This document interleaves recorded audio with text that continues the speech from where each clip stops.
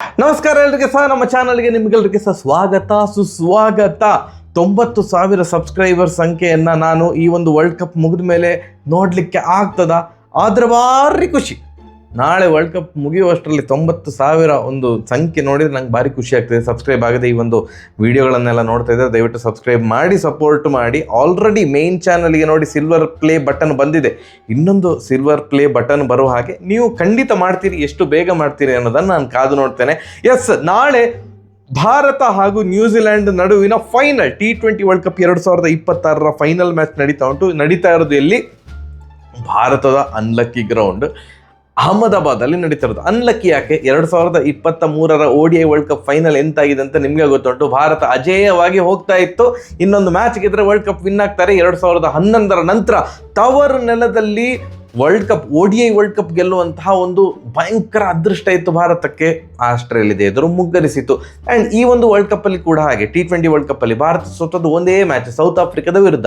ಸೋತದ್ದು ಎಲ್ಲಿ? ಇದೇ ಅಹಮದಾಬಾದ್ ಗ್ರೌಂಡ್ ಅಲ್ಲಿ. ಸೊ ಈ ತರದ ಒಂದು ವಿಚಿತ್ರ ಕಹಿ ನೆನಪುಗಳು ಭಾರತಕ್ಕೆ ಇರೋದ್ರಿಂದಾಗಿ ಅಹಮದಾಬಾದ್ ಗ್ರೌಂಡ್ ಅಂದ್ರೆ ಪ್ಲೇಯರ್ಸ್ ಎಂತ ಹೇಳ್ತಾರೆ ಅಂತ ಗೊತ್ತಿಲ್ಲ, ಬಟ್ ಫ್ಯಾನ್ಸ್ ಎಲ್ಲರೂ ಕೂಡ ಇಲ್ಲೇ ಆಗ್ಬೇಕಿತ್ತ, ಬೇಡ ಅಂತ ಖಂಡಿತವಾಗಿ ಮನಸ್ಸಲ್ಲಿ ಅನ್ನಿಸ್ತದೆ. ಆ್ಯಂಡ್ ಭಾರತ ಒಂದು ವಿಶೇಷ ದಾಖಲೆ ಮಾಡಿದೆ. ಏನು ಅಂತಂದರೆ ಡಿಫೆಂಡಿಂಗ್ ಚಾಂಪಿಯನ್, ಅಂದರೆ ಲಾಸ್ಟ್ ಟೈಮ್ ಭಾರತ ವಿನ್ ಆಗಿತ್ತು 2024 T20 world cup. Defending champion ಮತ್ತೆ ಪುನಃ ನೆಕ್ಸ್ಟ್ ಇದು ಏನು ಆವೃತ್ತಿಯಲ್ಲೇ ಫೈನಲಿಗೆ ಬರ್ತಾ ಇರೋದು ಫಸ್ಟ್ ಟೈಮ್ ಅಂತ ಈಗ ಕಮೆಂಟ್ ಸೆಕ್ಷನಲ್ಲಿ ಬರುತ್ತೆ. ಗುರು, ಪಾಕಿಸ್ತಾನ 2007 ಮತ್ತು 2009 ಕಂಟಿನ್ಯೂಸ್ ಆಗಿ ಬಂದಿತ್ತು ಫೈನಲಿಗೆ, ಶ್ರೀಲಂಕಾ 2012 ಮತ್ತು 2014 ಬಂದಿತ್ತು ಅಂತ. ಎಸ್, ಅವ್ರು ಕಂಟಿನ್ಯೂಸ್ ಆಗಿ 2 ಸಲ ಬಂದಿದ್ರು ಫೈನಲಿಗೆ, ಬಟ್ ಅವರು ಡಿಫೆಂಡಿಂಗ್ ಚಾಂಪಿಯನ್ ಆಗಿರಲಿಲ್ಲ. 2007 ಪಾಕಿಸ್ತಾನ ಸೋತಿದ್ರು ಫೈನಲಲ್ಲಿ, ಸೊ 2009 ವಿನ್ ಆದರು. 2012 ಶ್ರೀಲಂಕಾ ಫೈನಲಲ್ಲಿ ಸೋತಿದ್ರು, 2014 ವಿನ್ ಆದರು.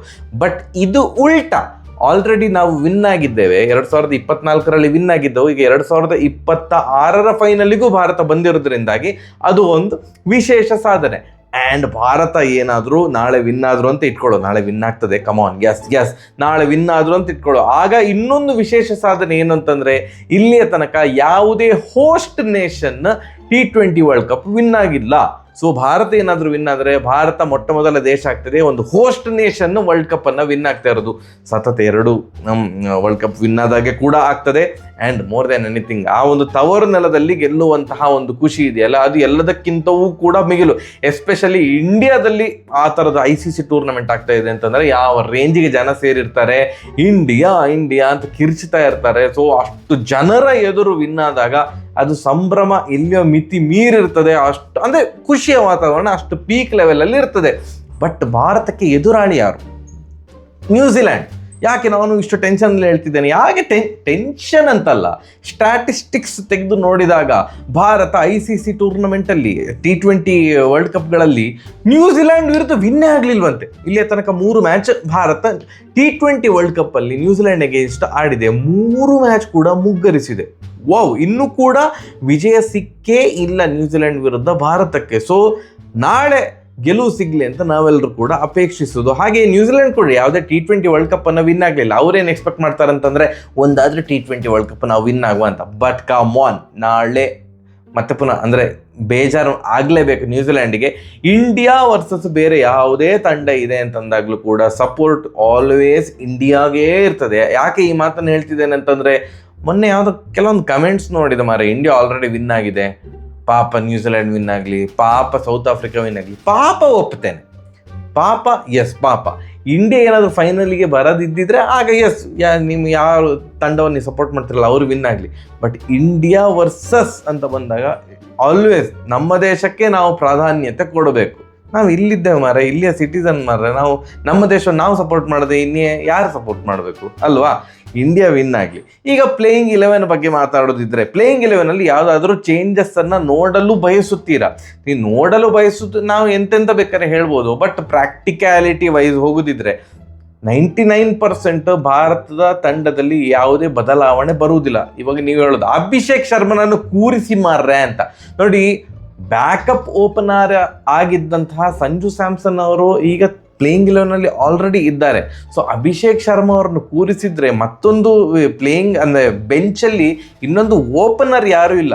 ಸೊ ಆದ್ದರಿಂದ ನನ್ನ ಪ್ರಕಾರ 99.99% ಅಭಿಷೇಕ್ ಶರ್ಮಾ ಅವ್ರನ್ನ ಮತ್ತೆ ಪುನಃ ಕಂಟಿನ್ಯೂ ಮಾಡ್ತಾರೆ. ಯಾವ ಒಂದು ದೃಷ್ಟಿಕೋನದಿಂದ ಅಂತಂದರೆ, ಈ ಪೂರ್ತಿ ಟೂರ್ನಮೆಂಟ್ ಅಭಿಷೇಕ್ ಶರ್ಮಾ ಫೇಲ್ಯೂರ್ ಆದರೂ ಕೂಡ ನಾವು ವಿನ್ ಆಗ್ತಿದ್ದೇವೆ. ಸೊ ನಾಳೆ ಏನಾದರೂ ಅಪ್ಪಿ ತಪ್ಪಿ ಅಭಿಷೇಕ್ ಶರ್ಮಾ ಅವರು ಚಂದ ಮಾಡಿ ಆಟ ಆಡಿದರೆ ಅದೊಂಥರ ಬೋನಸ್. ಯಾಕೆ ಅಂತಂದರೆ ಇನ್ನು ಆಸೆ ಇಟ್ಕೊಳ್ಳೋದ್ರಲ್ಲಿ ಅರ್ಥ ಇಲ್ಲ. ಈವನ್ ನಾನು ಲಾಸ್ಟ್ ಮ್ಯಾಚ್ ಇದು ಕೆಲವೊಂದು ಕ್ಲಿಪ್ಪಿಂಗ್ ನೋಡಿದೆ ಟ್ವಿಟ್ಟರಲ್ಲಿ, ಅಲ್ಲೆಲ್ಲ ವೈರಲ್ ಆಗ್ತಾ ಉಂಟು. ಏನಂತಂದರೆ ವಿಲ್ ಜಾಕ್ಸ್ ಅವರಿದು ಓವರಲ್ಲಿ 2 4 ಹೊಡೆದ ಮೇಲೆ ಸ್ಯಾಮ್ಸನ್ ಅವರು ಹೇಳ್ತಾರೆ ಅಭಿಷೇಕ್ ಶರ್ಮಾ ಅವರಿಗೆ, ಅಂದರೆ ಆರಾಮ್ಸೆ ಆಡು ಅಂತ. ಒಂಥರ ಸನ್ನೆ ಮಾಡ್ತಾರೆ, ಆಯಿತು 2 4 ಬಂತಲ್ಲ ನಿಧಾನ ಆಡು ಅಂತ. ಅಷ್ಟು ಹೇಳಿದ ಮೇಲೂ ಒಂದು ಸೀನಿಯರ್ ಪ್ಲೇಯರ್ ಒಂದು ಒಳ್ಳೆ ಉದ್ದೇಶ ಇಟ್ಕೊಂಡು ಹೇಳಿದ ಮೇಲೂ ಕೂಡ ನೆಕ್ಸ್ಟ್ ಬಾಲನ್ನು ಅದು 6 ಹೊಡಿಲಿಕ್ಕೆ ಹೋಗಿ ಆ ಫೀಲ್ಡರ್ ಬೌಂಡ್ರಿ ಲೈನಲ್ಲಿರುವಂಥ ಫೀಲ್ಡರ್ಗೆ ಕ್ಯಾಚ್ ಕೊಟ್ಟು ಔಟ್ ಆಗೋದಿದೆಯಲ್ಲ, ಅದು ನಿಜವಾಗ್ಲೂ ಕೂಡ ಎಂಥವ್ರಿಗೆ ಅದು ಸಹ ಸಿಟ್ಟು ಬರ್ತದೆ. ಅಂದರೆ ಎಂಥ ಮಾರಿ ಇಷ್ಟು ಕೂಡ ಅರ್ಥ ಆಗೋದಿಲ್ವಾ ಅಂತ. ಆ್ಯಂಡ್ ಇನ್ನೊಂದು, ನಾನು ಇದೇ ಶಾಟ್ ಹೊಡಿತೇನೆ ಅಂತ ಮನಸ್ಸಲ್ಲೇ ಮೊದಲೇ ಪ್ರಿಪೇರ್ ಆಗಿರ್ತಾರಲ್ಲ, ಅದರಿಂದ ಹೊರಗಡೆ ಬರಬೇಕು. ಸರಿ, ಮುಂದೆ ಬಂದ್ರೆ 6 ಹೊಡಿಬೇಕು ಅಂತ ಮುಂದೆ ಬಂದರು, ಬಟ್ ಬೌಲರ್ ಏನಾದರೂ ಲೈನ್ ಮತ್ತು ಲೆಂತನ್ನು ಚೇಂಜ್ ಮಾಡಿದರೆ ಅದಕ್ಕೆ ಅನುಗುಣವಾಗಿ ಶಾರ್ಟ್ಸನ್ನು ಬದಲಿಸಬೇಕಲ್ವಾ. ಇಲ್ಲ ನಾನು ಇದೇ ಶಾಟ್ ಹೊಡೆಯೋದು ಅಂತ ಮೊದಲೇ ಪ್ರೀಮೆಡಿಟಿವ್ ಶಾಟ್ ಅಂತ ಹೇಳ್ತಾರಲ್ಲ, ಅದಕ್ಕೆ ಬದ್ಧರಾಗ್ತಾ ಇದ್ದಾರೆ ಅಭಿಷೇಕ್ ಶರ್ಮಾ ಅವರು. ಅದು ಆಗದಿರಲಿ. ಫಾರ್ ಶೋರ್ ನಾಳೆ ಮ್ಯಾಚ್ ಏನಾದರೂ ಚಂದ ಮಾಡಿ ಆಡದಿದ್ದರೆ, ಅಭಿಷೇಕ್ ಶರ್ಮಾ ಅವರಿಂದ ಅಂಥ ಒಂದು ನಾಕ್ ಬರದಿದ್ದರೆ, ನೆಕ್ಸ್ಟ್ ಗೋಯಿಂಗ್ ಫಾರ್ವರ್ಡ್ ಅಲ್ಲಿ ಕಾಯ್ತಾ ಇದ್ದಾರೆ ಗಿಲ್ ಮತ್ತು ಜೈಸ್ವಾಲ್ ಅವರು ಕಾಯ್ತಾ ಇದ್ದಾರೆ. ಇಂಡಿಯಾದ ಮ್ಯಾನೇಜ್ಮೆಂಟು ರೂತ್ಲೆಸ್. ನೀ ನಂಬರ್ 1 T20 ಬ್ಯಾಟ್ಸ್ಮನ್ ಆಗಿರು, ಏನೇ ಆಗಿರು, ಹೋಲ್ ಟೂರ್ನಮೆಂಟಲ್ಲಿ ಫೇಲ್ ಆಗಿದ್ದಾರೆ ಅಭಿಷೇಕ್ ಶರ್ಮಾ ಅವರು.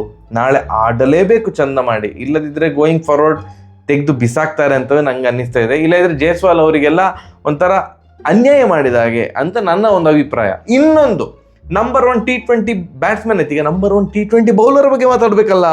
ವರುಣ್ ಚಕ್ರವರ್ತಿ ಅವರು, ಅಯ್ಯಯ್ಯೋ ವರುಣ್ ಅಣ್ಣ ಇದೆಂತ ಅಣ್ಣ, ಲಾಸ್ಟ್ 4 ಮ್ಯಾಚಿಂದ ಚೊಂಬೇಶ್ವರ, ಎಂಥದ್ದು ಇಲ್ಲ ಪರ್ಫಾರ್ಮೆನ್ಸ್. ಕುಲ್ದೀಪ್ ಯಾದವ್ ಅವರು ಬೆಂಚಲ್ಲಿ ಕೂತ್ಕೊಂಡಿದ್ದಾರೆ. ನಾಳೆ ಸಡನ್ ಆಗಿ ಕುಲ್ದೀಪ್ ಯಾದವ್ ಅವರಿಗೆ ಅವಕಾಶ ಸಿಕ್ಕಿದ್ರೆ ಯಾವುದೇ ಆಶ್ಚರ್ಯ ಇಲ್ಲ. ಅಫ್ಕೋರ್ಸ್ ವರುಣ್ ಚಕ್ರವರ್ತಿ ಅವರಿಗೆ ಒಂಥರ ಅಸಮಾಧಾನ ಆಗ್ಬೋದು, ಎಂತ ಮಾರ ಇಲ್ಲಿ ತನಕ ಬಂದೀಗ ಫೈನಲ್ ನಂಗೆ ಆಡಿಸ್ತಾ ಇಲ್ವಲ್ಲ ಅಂತ. ಯಾಕಂತಂದ್ರೆ ಲಾಸ್ಟ್ 4 ಮ್ಯಾಚ್ ತೆಗೆದು ನೋಡಿ, 4 ಮ್ಯಾಚಲ್ಲೂ ಒಂದೊಂದೊಂದೊಂದು ವಿಕೆಟ್ ತೆಗೆದಿದ್ದಾರೆ ಹೌದು, ಬಟ್ ಸೌತ್ ಆಫ್ರಿಕಾದ ವಿರುದ್ಧ 4 ಓವರಿಗೆ 45 ರನ್ ಕೊಟ್ಟಿದ್ರು. ಅದಾದ್ಮೇಲೆ ಜಿಂಬಾಬ್ವೆ ವಿರುದ್ಧ 4 ಓವರಿಗೆ 35 ರನ್.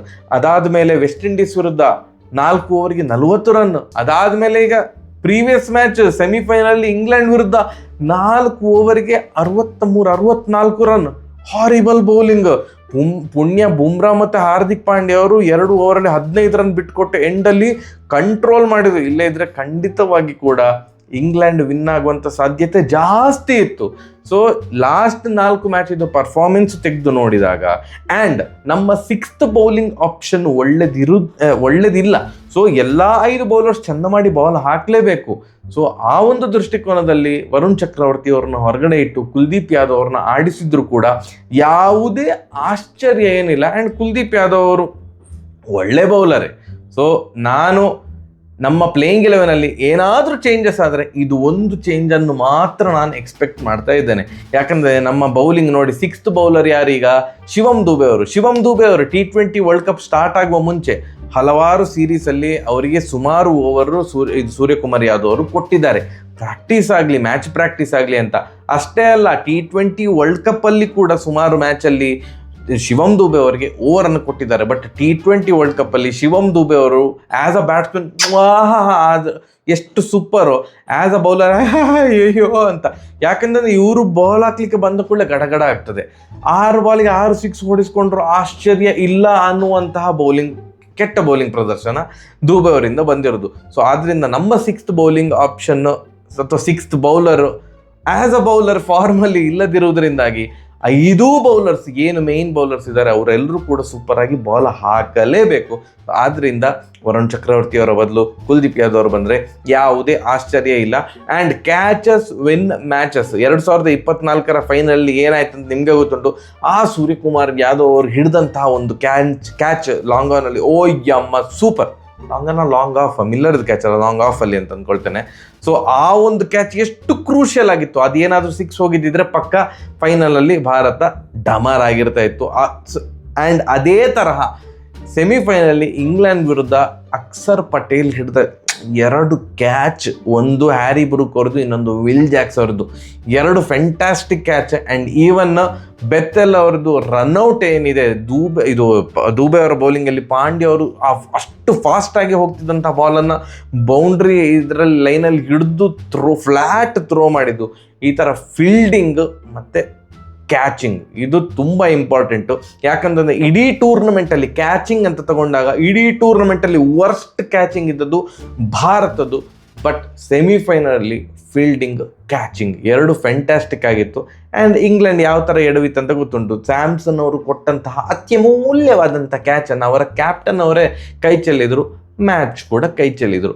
ಸೊ ನಮಗೆ ಟೆನ್ಷನ್ ಏನು ಇವಾಗ ನ್ಯೂಜಿಲೆಂಡ್ ಇದು ಏನು ಅಂತಂದರೆ, ಅವರು ಹೆವಿಲಿ ಡಿಪೆಂಡ್ ಆಗಿರೋದು ಅವರ ಓಪನರ್ಸ್ ಮೇಲೆ.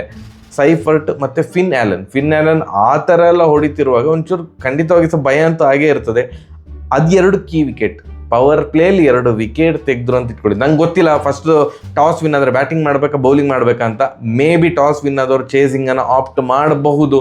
ಯಾಕಂತಂದರೆ ನಮ್ಮದು 2023 ರೆಕಾರ್ಡೆಲ್ಲ ನೋಡಿ ಆ ಒಂದು ನಿರ್ಣಯಕ್ಕೆ ಬರ್ಬೋದು. ಅದು ಏನೇ ಇರಲಿ, ಪವರ್ ಪ್ಲೇಯಲ್ಲಿ ಮೇಯ್ನ್ ಅವರಿಬ್ಬರದ್ದು ಓಪನರ್ಸ್ ವಿಕೆಟ್ ತೆಗೆದ್ರೆ ಐ ಥಿಂಕ್ ಆಲ್ಮೋಸ್ಟ್ ಅರ್ಧ ಮ್ಯಾಚ್ ಗೆದ್ದಾಗೆ ಅಂತ ನನಗೆ ಅನ್ನಿಸ್ತಾ ಇರೋದು. ಯಾಕಂತಂದರೆ ಡ್ಯಾರಲ್ ಮಿಶೆಲ್ ಬ್ಯಾಟಿಂಗಲ್ಲಿ ಅಂತಹ ಒಂದು ಫಾರ್ಮಲ್ಲಿ ಇಲ್ಲ. ರಚಿನ್ ರವೀಂದ್ರ ಅವರು ಆ್ಯಸ್ ಅ ಬೌಲರ್ ಭಯಂಕರ ಕ್ಲಿಕ್ ಆಗ್ತಿದ್ದಾರೆ, ಆ್ಯಸ್ ಅ ಬ್ಯಾಟ್ಸ್ಮನ್ ಅಷ್ಟಕ್ಕಷ್ಟೇ ಇರೋದು ಅವರದ್ದು ಪರ್ಫಾರ್ಮೆನ್ಸ್ ಈ ಒಂದು ಟೂರ್ನಮೆಂಟಲ್ಲಿ. ಆ್ಯಂಡ್ ಬೈಲ್ಯಾಟ್ರಲ್ ಸೀರೀಸ್ ಏನಾಗಿತ್ತಲ್ಲ 5 ಮ್ಯಾಚ್ಗಳಿದು ಈ T20 ವರ್ಲ್ಡ್ ಕಪ್ ಮುಂಚೆ 4-1 ಅಂತರದಿಂದ ಭಾರತ ನ್ಯೂಜಿಲೆಂಡನ್ನು ಬಗ್ಗು ಬಡ್ದಿದ್ರು. ಆ ಒಂದು ಮ್ಯಾಚ್ ಏನು ಸೋತಿದೆ ಆ ಥರದ ಪರ್ಫಾರ್ಮೆನ್ಸ್ ಫೈನಲಲ್ಲಿ ಬರದಿರಲಿ. ನಾಳೆ ಭಾರತ ವಿಜಯ ಸಾಧಿಸಲಿ. ಪ್ಲೇಯರ್ ಆಫ್ ದ ಟೂರ್ನಮೆಂಟ್ ನನ್ನ ಪ್ರಕಾರ ವಿಲ್ ಜಾಕ್ಸಿಗೆ ಹೋಗ್ತದೆ. ಬಟ್ ಏನಾದ್ರು ಸ್ಯಾಮ್ಸನ್ ಅವರು ಮತ್ತೊಂದು ದೊಡ್ಡ 100 ಆ ಥರ ಈ ಥರ ಏನಾದರೂ ಹೊಡೆದ್ರೆ ಹೇಳಲಿಕ್ಕಾಗೋದಿಲ್ಲ. Player of the tournament Samson ಅವ್ರಿಗೆ ಕೂಡ ಬರ್ಬೋದು. ಅದೆಲ್ಲದಕ್ಕಿಂತ ಮುಗಿಲಾಗಿ ಯಾರು ಎಷ್ಟೇ ಹೊಡಲಿ ಏನೇ ಆಗಲಿ ಭಾರತ ನಾಳೆ ವಿನ್ ಆಗಲಿ, ಗೆದ್ದು ಬರಲಿ ಅಂತ ನಾವೆಲ್ಲರೂ ಕೂಡ ಆಶಿಸೋಣ. ಸರಿಯಾಗಿದ್ರೆ ನಾಳೆ ಮ್ಯಾಚ್ ಮುಗಿದ ಮೇಲೆ ವಿಡಿಯೋ ಬರ್ತದೆ. ಸಿಗುವ. ನಮಸ್ಕಾರ. ಜೈ ಹಿಂದ್.